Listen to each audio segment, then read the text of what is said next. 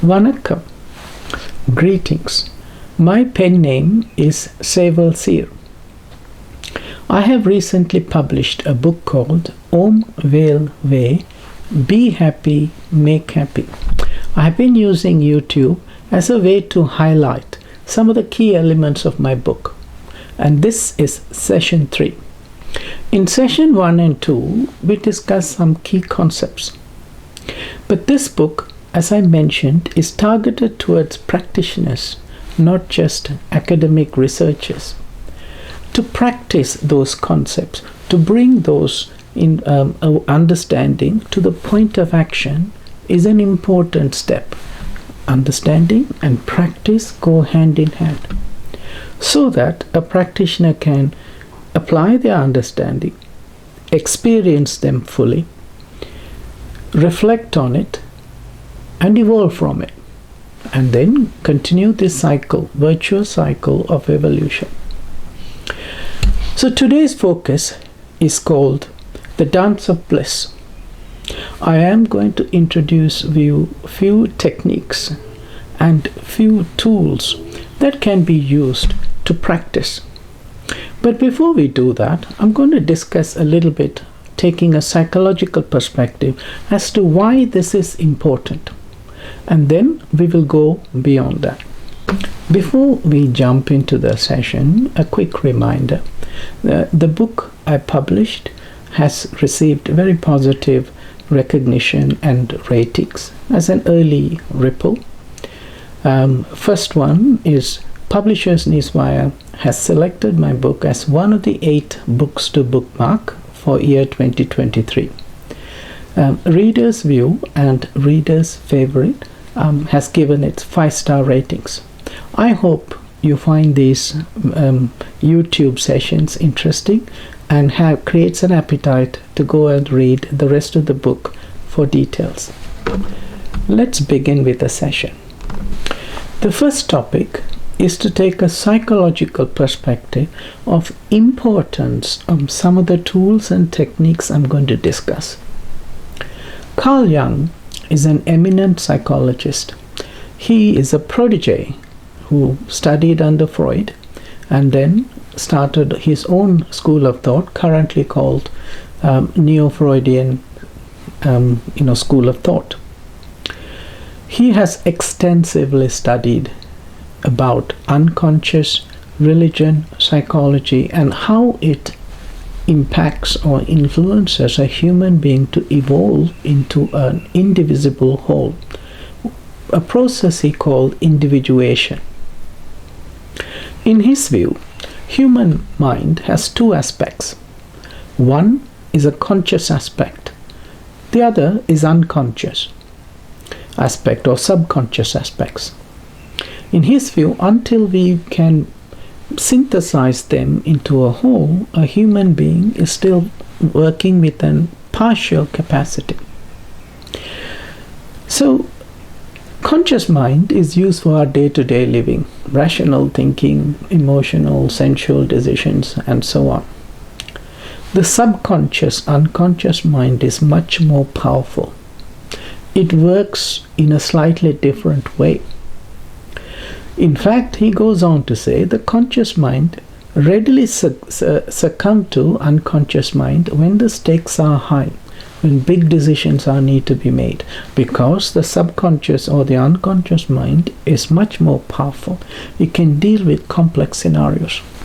We often say, before we sign a contract or a big decision in life, we'll say, let's sleep it over. Oh, there is a cool-off period. What happens there? You have done all the analysis. You have done all the, you have felt your way, emotional, sensual, rational thinking. Then you you sleep over it so that the unconscious mind can process it. And then it throws some, insights.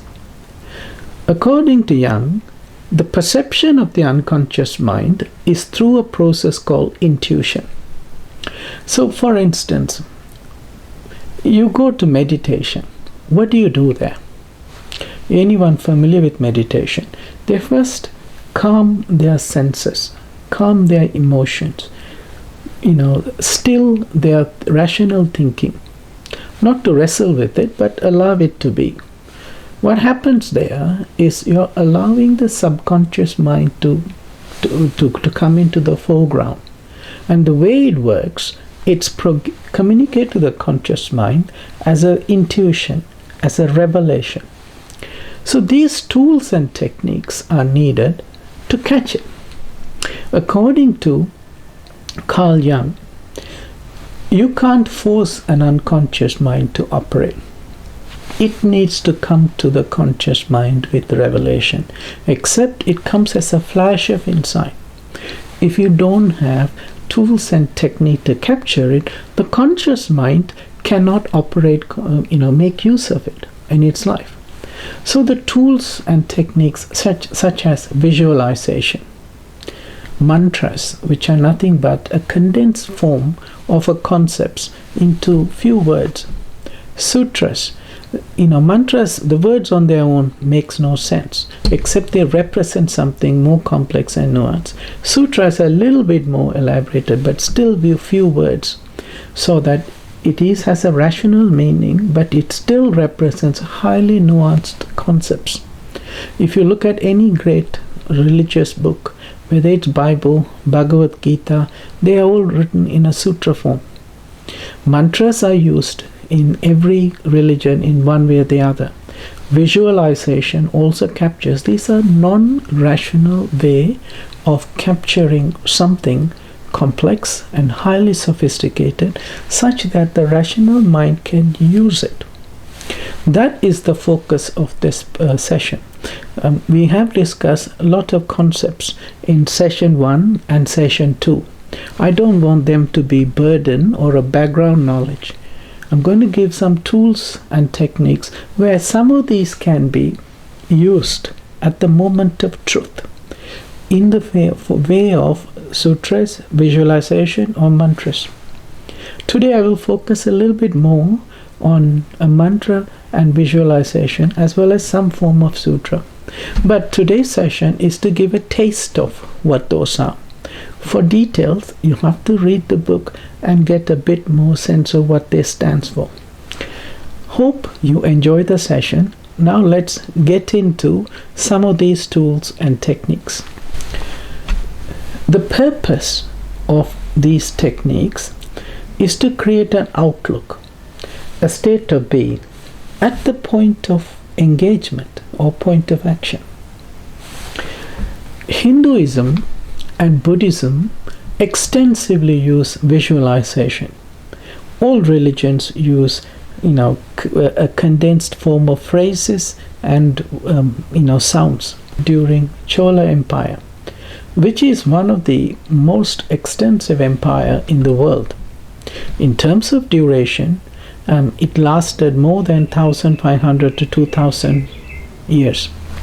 In terms of its maximum size, at its peak, it occupied places from India all the way to Indonesia. One of the visuals they have developed during that time, which is really one of the core representation in Hinduism, is called Dance of Siva or Dance of Bliss. Siva as a king of dancer called Nadaraja, and it has multiple interpretation. In fact, there are about 108 concepts represented in this. I am going to only pick what's relevant to self-actualization. The 5 elements, or the mantra which we discussed before, called Sivaya Nama, the interplay of 5 aspects which contributes towards self-actualization, is visualized in this statue. The first aspect is C, the ultimate self.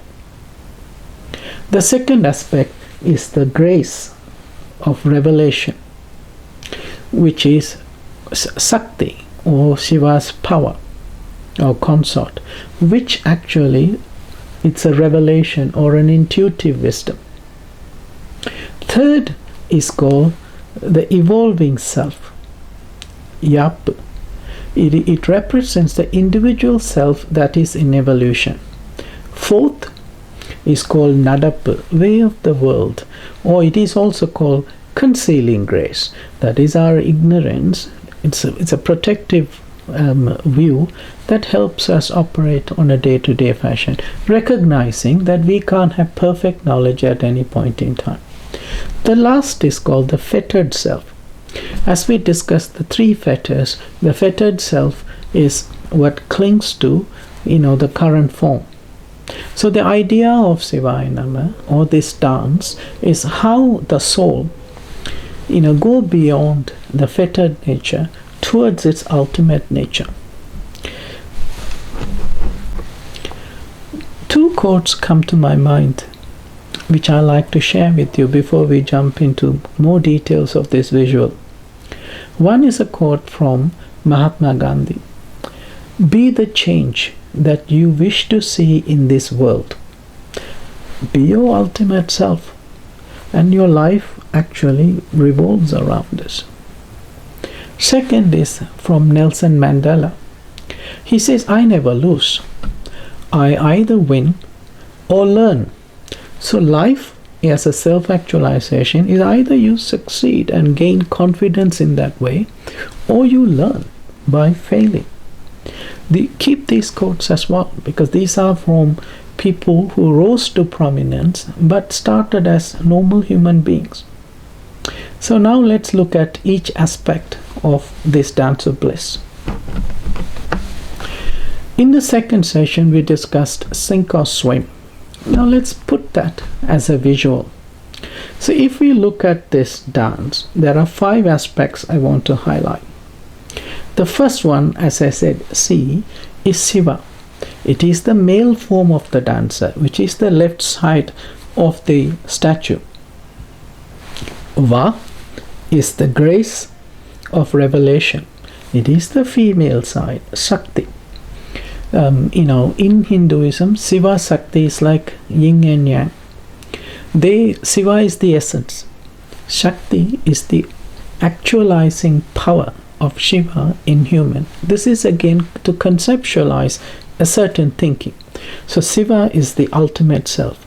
Shakti is the revelation or the intuition that flashes to the conscious mind higher truth about the ultimate self. Ya is represented by the flame around the arch. That is the evolving self. It is also called Om, as we discussed in the session 1. That is the evolving self or a evolving awareness, an individual self. Then the arch around or below the flame is the way of the world. It's the universe. And the hideous form of a demon below Shiva's feet is the fettered self. It's the visualization where if an evolving self, which is the flame around the arch, progresses towards Siva Shakti, meaning your ultimate essence, with each revelation of truth, you are along the path of self-actualization, because individual self evolving towards its ultimate nature, guided by the intuition or revelation or meditative awareness. The sink part is self-preservation. You hold back, where you cling to the worldly experience as I am. So the first one is a notion of I am that I am. I evolve with revelation. I evolve with meditative awareness. Second one is I cling to the worldly experience and call this as a nature, as myself. I am this, and I cling to that and refuse to let go. That leads to suffering or self-preservation, as we discussed before.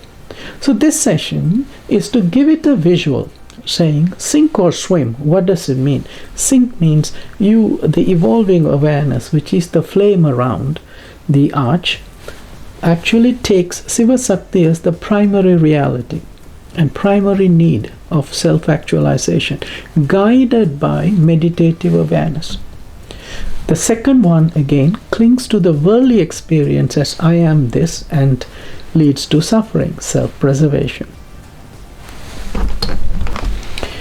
Now let's zoom into Siva Shakti, or the ultimate essence and the actualization tendency, a little bit more in this statue. If you look at it from the front, it permeates the universe and it fulfills the whole universe. But if you look at it from the side way, it is not caught up in the universe, it steps out or transcends. So one of the key aspects of this is the ultimate self is not outside. It is in the experience, and what you discover in the experience, that is the permeation. But as you evolve, you need to let go your past definition of who you are and evolve. That is the transcending aspect. It's interesting, the Tamil word for God is called Kadavul. Kadandu ul nitral. Kada means transcend, ul means intrinsic. So that which is within you, as well as transcend, your definition of your self and the life is the ultimate self. Now that is beautifully captured here. Siva Shakti permeating the universe and Siva Shakti transcending the universe. One is again emphasizing that you have to perform self or progress in self actuation in this very life, not in a fantasy land. That's the permeation. As you evolve, you let go the past and move on towards the ultimate self. That is the transcending aspect. In session 2, we discussed 4 parts or 4-fold parts. Let's look at it from a visualization perspective so that you get a sense of capturing all these concepts as a form of visual, so you can bring it to a point of action. First one is called the way of service. It is an outside-in process for those who are motivated by being out there, doing things with the world and like concrete things, an extroverted approach. How do they deal, progress in self-actualization? So first is to deal with the world, the way of the world, now. Second, without over-analyzing or meditating, accept yours current state as a fettered state. You don't need to run away from that, but you don't need to cling to that. Put it out there. Experience fully your external engagement. Accept, don't cling to that. Then pause. Use that experience you get to meditate and see whether there is an understanding of your higher truth or higher nature. So Na, which stands for concealing grace or way of the world, Ma is your fettered self. Then Si is your ultimate nature. Va is the revealing grace. So once you engage, you reflect on what is your true nature, and in that meditative state you will get some intuitions, some meditative awareness. Everyone does, except do it consciously.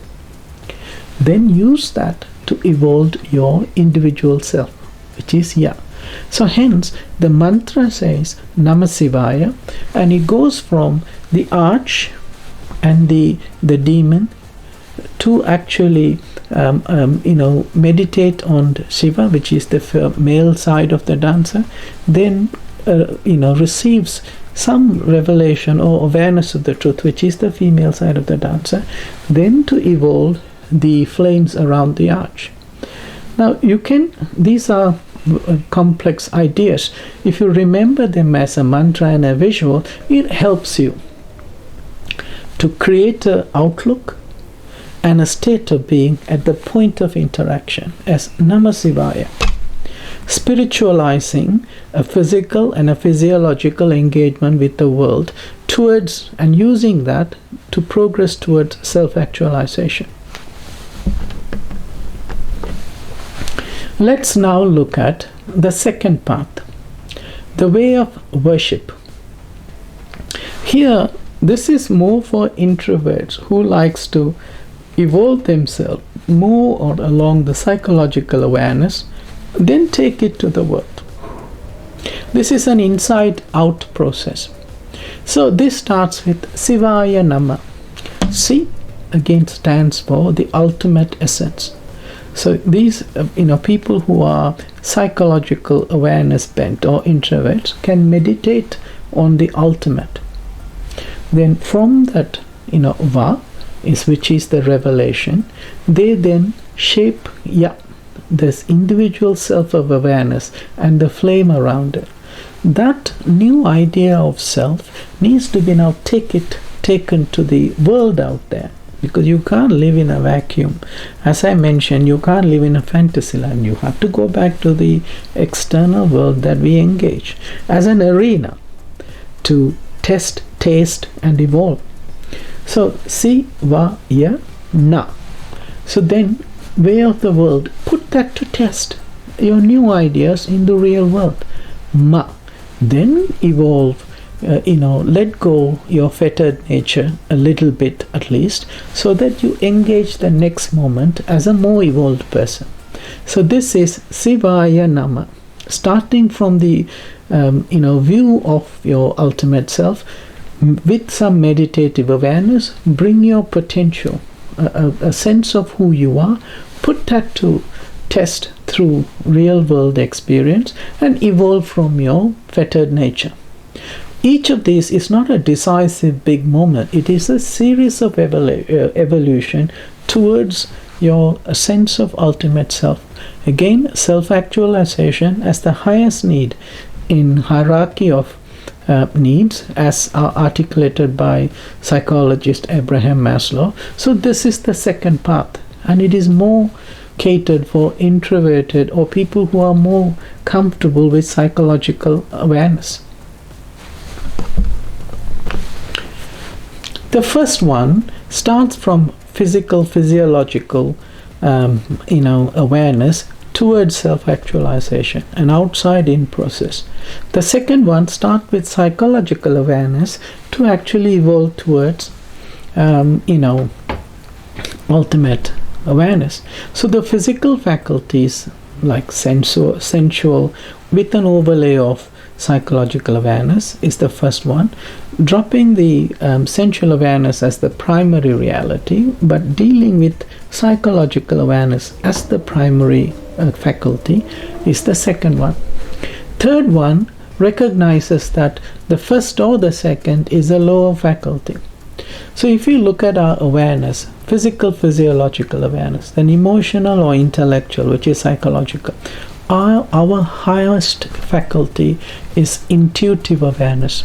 As we discussed, and as Carl Jung pointed out, the subconscious mind works with intuition or intuitive awareness. So once you evolve, it's called the meditative awareness. Your external engagement becomes secondary. You become a witness. You watch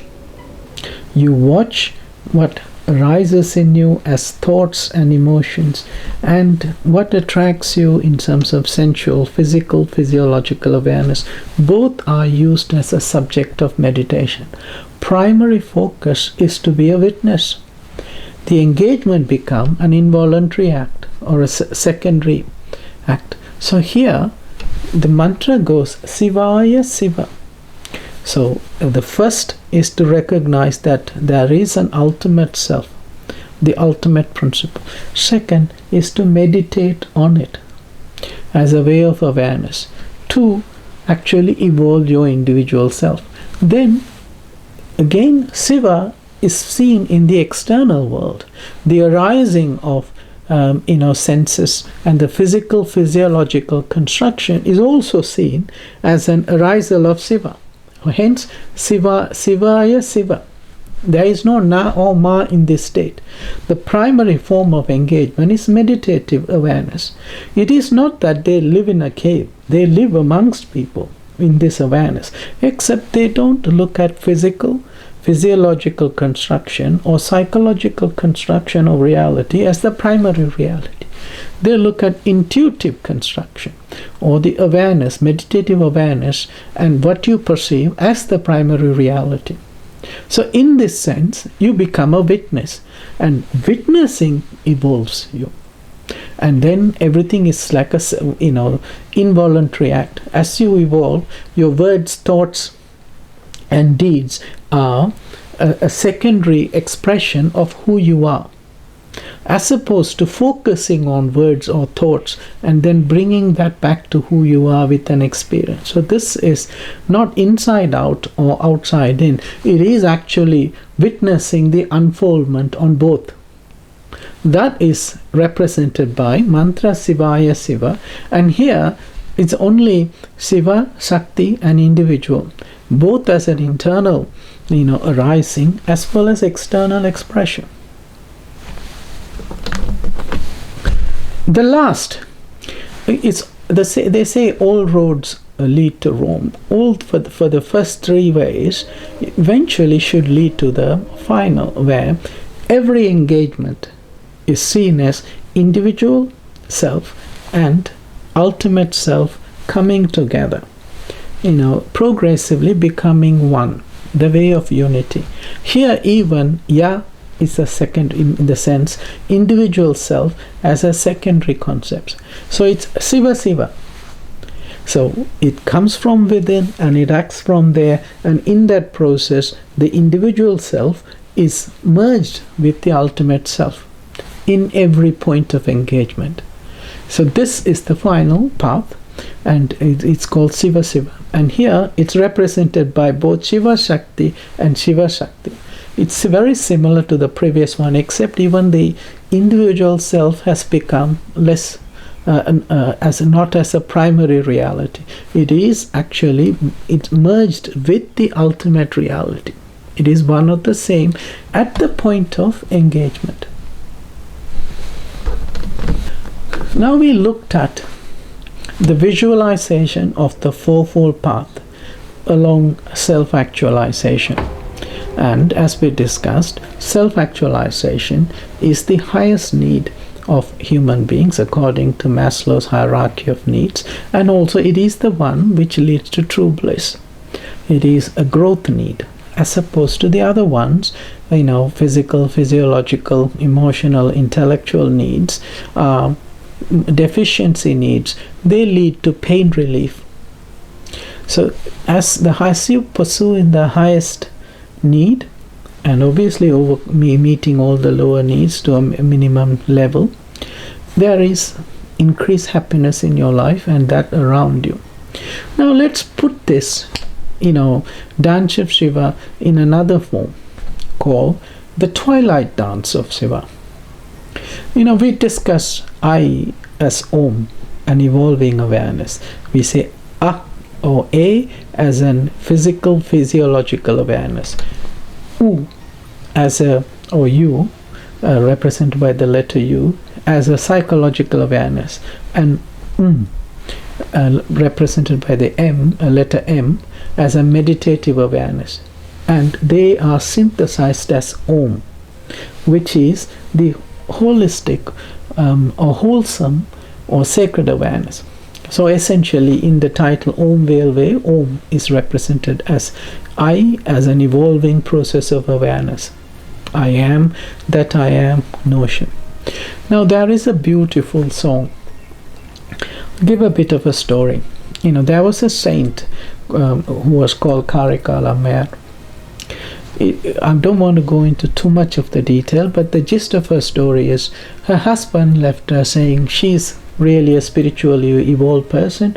He can only pray to her, not live with her. Now she was very young.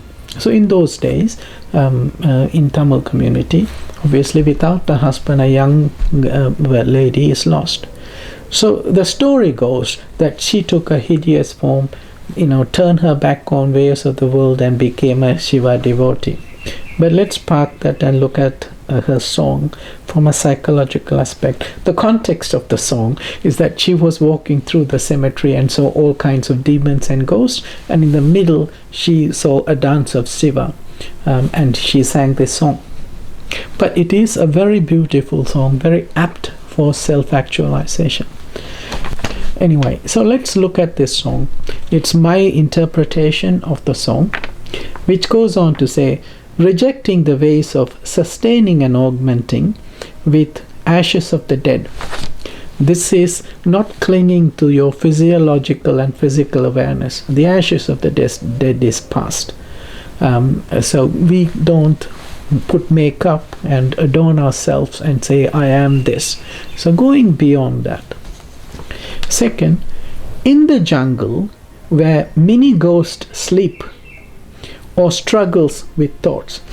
This is psychological awareness, where many ghosts struggles with emotions and rational thoughts and try to force fit reality into that frame of mind.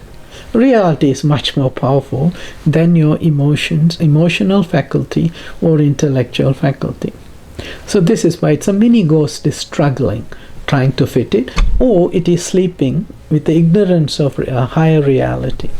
Third line says, without missing the heavenly being's drumbeat.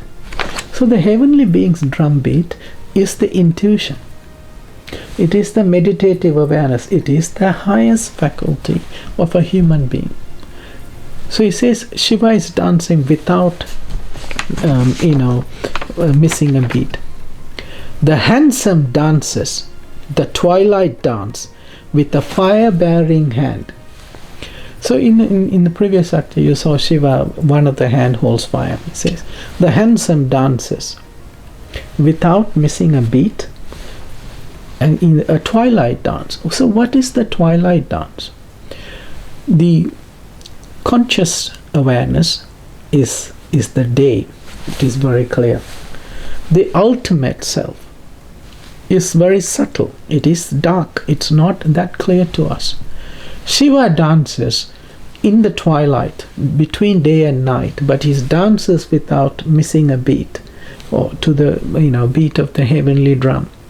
So living as an evolving awareness guided by meditative awareness, your highest intuition of who you are, and dancing in the middle of day and night. So it neither cling to the day nor go into the fantasy land of an unknown. It's actually dancing in the middle with a fire-bearing hand. It's your awareness. Fire stands for awareness. So guided by your awareness, leading a mindful life. So going back to what Carl Rogers said in his interpretation of self-actualization in his paper called Fully Functioning Person, where he says three things. One, they are open to experience. Second, they fully live in the moment, existential living. Then they are happy to be guided by their holistic self. So that is the twilight dance of Shiva. Again, this includes the definition of Om. And to reflect back, another song from Tirumandaram is, there is a deep field and two barren fields. Deep fields is your meditative awareness. Barren fields are your physical, physiological and psychological awareness, going after the deficiency needs. Deep field is the first step towards the self-actualization. Then there is an intrinsic field that permeates all. We don't live in silos or that awareness, this awareness. We live as a wholesome awareness. For those who cultivate the deep field, those who actually embrace meditative awareness, cultivate how to get more and more receptive to the revelation from our subconscious mind or the intuition, the highest faculty. The permeated field flourishes like a fertile and irrigated field.